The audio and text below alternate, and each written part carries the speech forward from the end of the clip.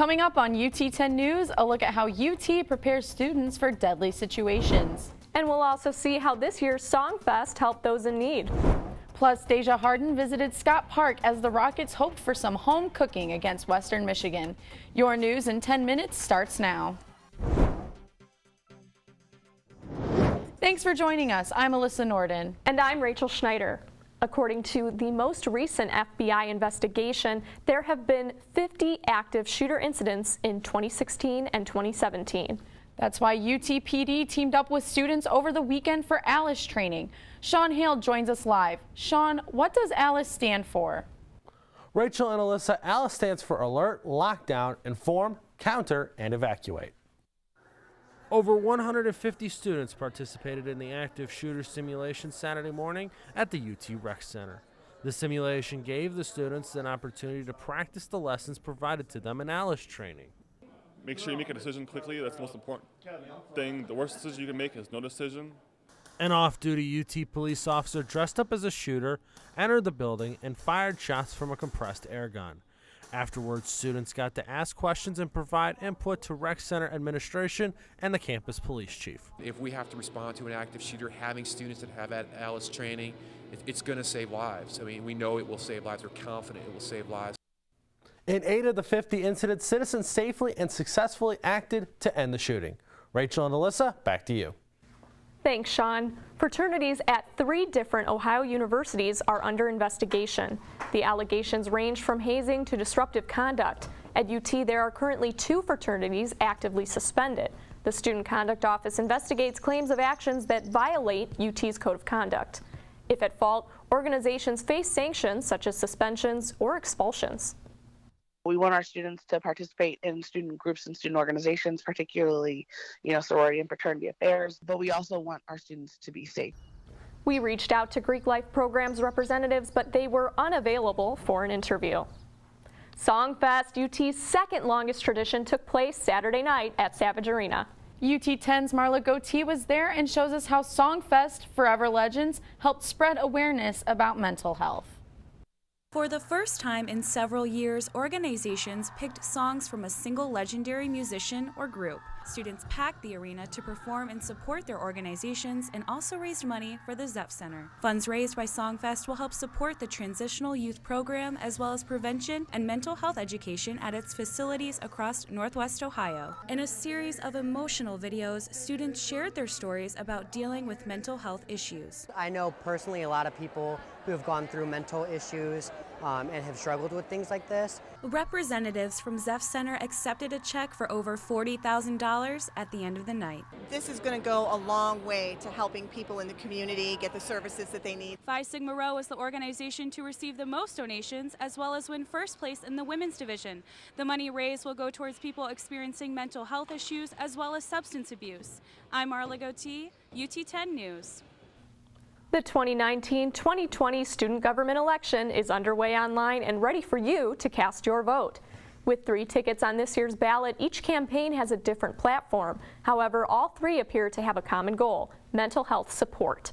Presidential candidate Becca Sturgis mentioned a proposed improvement of the counseling center.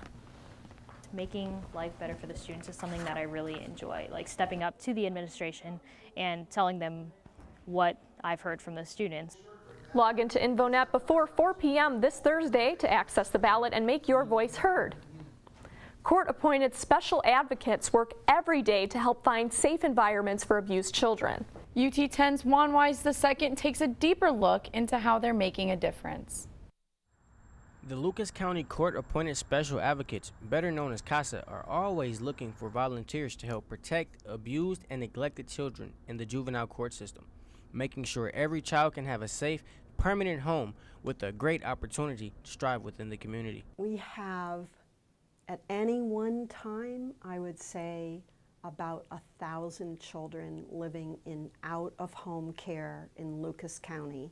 According to CASA, after heavy training and education, they are then sworn in and assigned a case, if not 2. Until the case is permanently resolved, volunteers are asked to make an initial 2-year commitment. CASA volunteers work with about 800 to 1,000 children each year.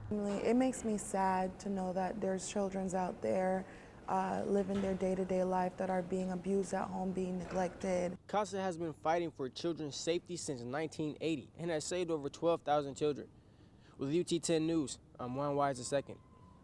Michigan health officials have reported 21 cases of measles in the southeast part of the state. Measles causes many symptoms and can be deadly for small children. The Center for Disease Control says the virus can be prevented with a vaccine, but measles still kill more than 100,000 people per year. Vaccines are 97% effective, but because the virus is highly contagious, be sure to maintain good hygiene. Washing your hands if you're sneezing, making sure you're sneezing in your sleeve. If you or anyone you know show any symptoms, be sure to visit the main campus medical center. With the steady increase of Alzheimer's diagnosis becoming difficult to find help. According to the Alzheimer's Association, 16 million unpaid caregivers assist the 5.8 million patients. However, the number of people living with the condition is expected to rise to 14 million by 2050. UT hosted an Alzheimer's Awareness event on Wednesday, focusing how important it is for the young adults to be involved. So much education out there. I think they have to have an understanding of what they're dealing with, and just having that love and support. You can learn more about how to support by clicking on the Alzheimer's Association link at ut10news.com. You may have noticed it's a little more difficult to get around Centennial Mall these days. That's because construction crews are installing a new piping and tunnel system under the walkways. Old steam pipes will be replaced as part of the $2 million project. The new system will allow the pipes to last longer and is part of an ongoing project. Every summer, I think we're going to look to the future to replace the existing steam and condensate within the university and go to this vault system. The current project is expected to be finished by the beginning of fall semester. Into the Center for Performing Arts we go as UT brings a beloved musical to life. The curtain opens for Into the Woods, a musical by Stephen Sondheim, this Friday. Guest performer Pamela Tomasetti, a cast member of the original production, joins the already strong cast. I think the students are very strong. I think the entire cast is really strong, and the students as well. And I think the audiences are going to love this show. Into the Woods runs April 5th through the 20th. Friday and Saturday shows begin at 7 p.m. and at 2 p.m. on Sundays.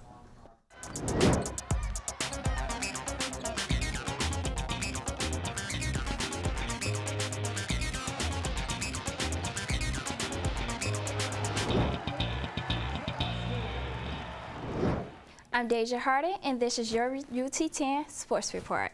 It was an exciting weekend in Rocket Sports as the club lacrosse team took on Ferris and Wayne State. But first, the baseball team took on Western Michigan on Friday. Things started off well for the Broncos as Cooper Marshall drives in Nate Grass. Then it's Sean O'Keefe who puts one over the wall to extend the lead to 4-0. The Rockets will respond off a couple big hits, including 2-run homer by Michael Ryan, cutting the deficit to 1. In the ninth, however, the Broncos would extend their lead as Drew Devine doubles down the right field line. Then O'Keefe comes through with the RBI single to give Western Michigan the win, 6-3. And from the infield to the lacrosse field, Toledo Men's Club lacrosse team is back in action despite the snowy weekend. This past Saturday, the men hosted Ferris and Wayne State in the Glass Bowl.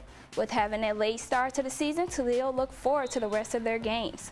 Sophomore midi Carter Uluthe said this season has some real potential due to their new recruitments. The Rockets will face off again this Saturday for a doubleheader in the Glass Bowl against MU and Youngstown State.